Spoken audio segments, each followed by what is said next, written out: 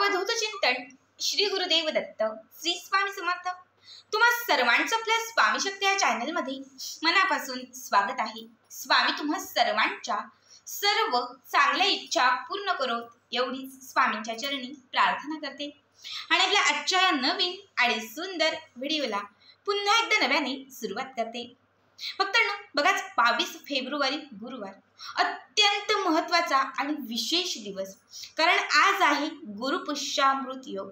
खरं तर आजच्याच गुरुवारी पुष्य नक्षत्र आलेलं आहे। बघा, ज्याही गुरुवारी पुष्य नक्षत्र येतं तर तो जो दिवस आहे तो आपण गुरुपुष्यामृत योग म्हणून साजरा करत असतो। हा योग जो आहे तो अमृत योग असं देखील मानला जातो। या दिवशी नवीन कामांची सुरुवात करण्यासाठी किंवा शुभ गोष्टी खरेदी करण्यासाठी हा दिवस उत्तम महत्त्वाचा मानला जातो। बघा, जर सोनं खरेदी करायचे असेल, चांदी खरेदी करायची असेल, एखादी नवीन गाडी घ्यायची असेल, घरामध्ये एखादी जर चांगली काही वस्तू आणायची असेल, देवदैवतांच्या कुठल्या मूर्त्या तुम्हाला घरात आणायच्या असतील तर त्यासाठी आजचा जो दिवस आहे तो अत्यंत महत्त्वाचा आहे। खरं तर गुरुपुष्यामृत योग जो आहे तो माता लक्ष्मीची सेवा करण्यासाठी, भगवान श्रीहरी विष्णूंची कृपा प्राप्त करून घेण्यासाठी आणि आपलं जे गुरुबळ आहे ते स्ट्रॉंग करण्यासाठी अत्यंत विशेष महत्त्वाचा मानला जातो। त्याचबरोबर गुरुपुष्यामृत योग जो आहे या दिवशी तुळशीच्या पूजनाला आणि गोमातेच्या सेवेला, दीपदानाला, स्नानाला आणि दानाला विशेष महत्त्व आहे। खरं तर आज करायच्या बऱ्याचशा सेवा, बरेचसे उपाय हे तुम्हाला मागच्या बऱ्याच व्हिडिओमध्ये मी सांगितलेले आहेत। मात्र आत्ताच्या या व्हिडिओमध्ये मी तुम्हाला आजच्या दिवशी करावायचा एक विशेष प्रभावी उपाय सांगणार आहे। बघा, गुरुवारच्याच दिवशी म्हणजे गुरुपुष्यामृत योगाच्या दिवशी तुम्हाला तुळशी मातेला ही एक वस्तू अर्पण करायची आहे। जी वस्तू जर आजच्या दिवशी तुम्ही तुळशी मातेला अर्पण केली तर तुमच्या आयुष्यामध्ये तुम्हाला सौभाग्याची प्राप्ती होईल। तुमच्या घरामध्ये असलेलं दारिद्र्य संपेल, गरिबी कमी होईल, कर्ज खूप झालं असेल तर कर्जातून मुक्तता होईल, घरात सतत संकटे येत असतील तर त्या संकटातून तुमची सुटका होईल। बघा, खरं तर मी नेहमीच सांगते की तुळशी मातेची पूजा ही रोज करायला हवी। रोज जरी नाही जमली तरी गुरुवारच्या दिवशी विशेष करायला हवी, कारण गुरुवार हा भगवान श्रीहरी विष्णूंचा वार मानला जातो आणि तुळस माता जी आहे ती भगवान श्रीहरी विष्णूंची प्रिय सखी मानली जाते। जेव्हाही आपल्याला भगवान श्री विष्णूंना प्रसन्न करायचं असतं तर त्यासाठी आपल्याला तुळशीचे उपाय हे आवश्यक असतात।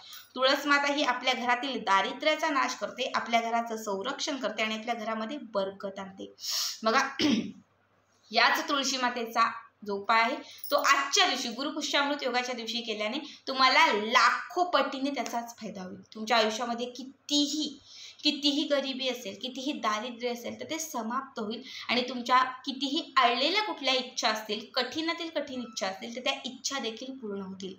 आता कुठली वस्तू अर्पण करायची आहे, काय उपाय आहे, हे सगळं काही पुढे तुम्हाला व्यवस्थित मी सांगणार आहे। फक्त त्यासाठी आपला आजचा हा व्हिडिओ स्किप न करता शेवटपर्यंत बघा आणि जे कोणी आपल्या चॅनलवरती नवीन असतील त्यांनी लगेचच आपल्या चॅनलला सबस्क्राईब करा, कारण तुम्ही आपला चॅनल सबस्क्राईब केल्यामुळे मी पुढचे जे काही व्हिडिओ बनवेन ते सर्वात आधी तुम्हा सर्वांपर्यंत पोहोचतील। बघा, आज सायंकाळी म्हणजे 5:30 नंतर ते 8:30च्या कमीत कमी 9:30च्या आतमध्ये आपल्याला ही सेवा करायची आहे। सगळ्यात अगोदर आपल्याला तुळशी मातेच्या समोर एक शुद्ध तुपाचा दिवा लावायचा आहे।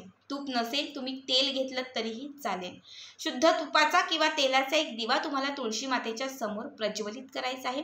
एक उदबत्ती, एक अगरबत्ती लावायची आहे। त्यानंतर बसण्यासाठी आसन घ्यायचं आहे। त्यानंतर एक तांब्या घ्यायचा आहे। स्टीलचा असला तरीही चालेल, शक्यतो तांब्याचा घ्या, नसेल तर मग कुठला पण घ्या। या तांब्यामध्ये तुम्हाला अर्धा ग्लास किंवा अर्धा चमचाभर तुम्हाला उसाचा रस घालायचा आहे। असेल तर घाला, प्रयत्न करा शोधण्याचा, नसेलच तर मग नका घालू। पण मी तुम्हाला सांगते की उसाचा रस भेटला तर आवर्जून घाला। एक अर्धा झाकण किंवा अर्धा चमचाभर उसाचा रस सगळ्यात अगोदर त्या तांब्यात घालायचा आहे। त्याच्यानंतर तुम्हाला त्याच्यामध्ये थोडंसं पाणी म्हणजे शुद्ध जे पिण्याचं पाणी असतं हे पाणी थोडंसं घालायचं आहे। कच्चं जे दूध असतं ते घालायचं आहे। थोड्याशा अक्षता म्हणजे तांदूळ अर्पण करायचे आहेत। याच्यामध्ये तुम्हाला 2 ते 3 फुलाच्या पाकळ्या घालायच्या आहेत।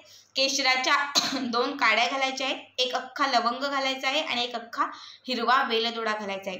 हे सगळं चमच्याने तुम्हाला अगोदर मिक्स करून घ्यायचं आहे आणि त्यानंतर तुम्हाला याच्यामध्ये सगळं मिक्स झालं की त्यानंतर याच्यामध्ये तुम्हाला 1 चमचाभर, एक पूर्ण मोठा चमचा असतो ना तो पूर्ण मोठा चमचाभर याच्यामध्ये तुम्हाला हळद घालायची आहे।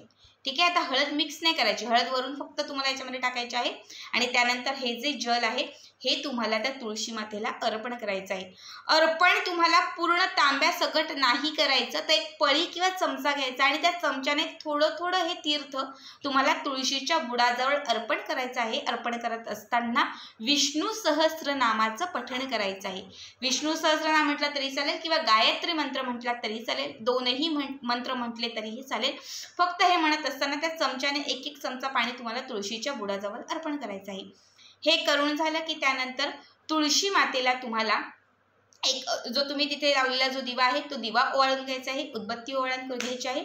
हे करून झालं की त्यानंतर तुळशीची तुम्हाला 5 पानं तोडायची आहेत। खाली गळलेली असतील तर ती आवर्जून घ्या, नसतील तर मग तुळशी मातेची 5 पानं तोडायची आहेत। तुळशीची अगोदर माफी मागा आणि त्यानंतर ही 5 पानं तोडायची। ही 5ही पानं घरामध्ये आणायची, ती स्वच्छ गंगाजलाने किंवा स्वच्छ पाण्याने धुवून घ्यायची। 5ही पानं धुवून झाली की त्या पानांवरती तुम्हाला जो शब्द सांगते हा शब्द लिहायचा आहे। बघा 5ही पानांवरती तुम्हाला श्रीम, पुन्हा एकदा व्यवस्थित ऐका, 5ही पानांवरती तुम्हाला एकच शब्द लिहायचा आहे, श्रीम, जो माता लक्ष्मीचा बीज मंत्र आहे श्रीम। ठीक आहे, हा श्रीम शब्द तुम्हाला चंदनाने किंवा फक्त हळदीने लिहिलात तरीही चालेल। हळद घ्या, पाणी घाला, थोडं मिक्स करा, बोटाने लिहा, अगरबत्तीची काडी असेल त्याने लिहिलात तरीही चालेल। तुम्हाला 5ही पानांवरती श्रीम हा शब्द लिहायचा आहे। एक छोटी प्लेट घ्यायची आहे, प्लेटमध्ये तांदूळ घालायचे, त्याच्यावरती ही 5 पानं ठेवायची आहेत। 5ही पानांवरती श्रीम हा शब्द लिहून झाला की त्यानंतर तुम्हाला त्या 5ही पानांना उदबत्ती ओवाळायची आहे, दिवा ओवाळायचा आहे, धूप दीप सगळं दाखवायचं आहे। एक वेळा तुम्हाला पुन्हा गायत्री मंत्र विष्णू सहस्त्रनाम म्हणायचं आहे। इच्छित मनोकामना पूर्ण होण्यासाठी माता लक्ष्मीला प्रार्थना करायची आहे। आता त्यातील जी 4 पानं आहेत ती तुम्हाला उचलायची आहेत। 5 पानं होती, त्यातील 4 पानं उचलायची आहेत आणि 4 पानं तुम्हाला घराच्या आतील 4 कोपऱ्यांना ठेवून द्यायची आहेत। घराच्या आतले जे 4 कोपरे असतात त्या 4 कोपऱ्यांना ही तुळशीची श्रीम लिहिलेली पाने ठेवून द्यायची आहेत आणि 5वं जे पान आहे ते तुळशी मातेच्या मातीमध्ये, म्हणजे तुळशीची जी माती असते त्या मातीमध्ये 5वं पान तुम्हाला दाबून द्यायचं आहे। बस इतकंच तुम्हाला आजच्या दिवशी करायचं आहे। हा एक उपाय तुमच्या घरात बाजूने श्रीमंतीचा ओघ आणेल। बघा, खरं तर तुळशीचं पान, तुळस म्हणजे भगवान श्रीहरी विष्णूंचं प्रतिनिधित्व करते, तर हळद ही माता लक्ष्मीचं प्रतिनिधित्व करते। जेव्हा त्या तुळशीच्या पानावरती हळदीने किंवा चंदनाने तुम्ही माता लक्ष्मीचा हा बीज मंत्र लिहाल, तुम्ही ते पान अभिमंत्रित आजच्या या दिवशी अभिमंत्रित कराल आणि जेव्हा घरातील 4ही कोपऱ्यांना ही पानं ठेवाल तेव्हा लक्षात घ्या, तुमच्या घरामध्ये बाजूनी लक्ष्मी आकर्षित होईल। तुमच्या घरामध्ये असलेली अवलक्ष्मी घराच्या बाहेर निघून जाईल। घरातील दारिद्र्य समाप्त होईल आणि प्रत्येक गोष्टीत तुम्हाला यशाची प्राप्ती होईल। जेव्हा 5वं पान तुम्ही तुळशीच्या मातीत दाबाल तेव्हा घराच्या आजूबाजूला, बघ तुळस माता ही घराचं संरक्षण करते। घरात किती विघ्न संकट काही आलं तर ती स्वतःवरती घेते आणि आपल्या घरातील सगळ्याच व्यक्तींना ती सुखात समाधानात ठेवते। बऱ्याच वेळा आपल्या दारातील तुळस वाळते, तर ती का वाळते, तर आपल्यावरती आलेलं संकट ती स्वतःवर घेते म्हणून ती स्वतः वाळते आणि आपल्याला मात्र सुखात ठेवते। जेव्हा 5वं पान त्या मातीत दाबाल तेव्हा सगळी इडापिडा संकट तुम्ही त्या तुळशी मातेच्या बुडाजवळ सोडून देणार आहात आणि तिथून पुढे तुमच्या घरात फक्त प्रसन्नता, सुख, समृद्धी हेच सर्व राहणार आहे। बघा, अत्यंत साधा आणि सोपा उपाय आहे। खरं तर हा उपाय फक्त आपण गुरुपुष्यामृत योगाच्याच दिवशी करू शकतो। आजचा हा सुवर्ण योग आहे, प्रत्येकाने आज हा उपाय आवर्जून करा। तर आजचा हा व्हिडिओ तुम्हाला कसा वाटला नक्कीच कमेंट करा आणि असेच पुढचे व्हिडिओ पाहण्यासाठी चॅनलला सबस्क्राईब करा। श्री स्वामी समर्थ, जय जय स्वामी समर्थ।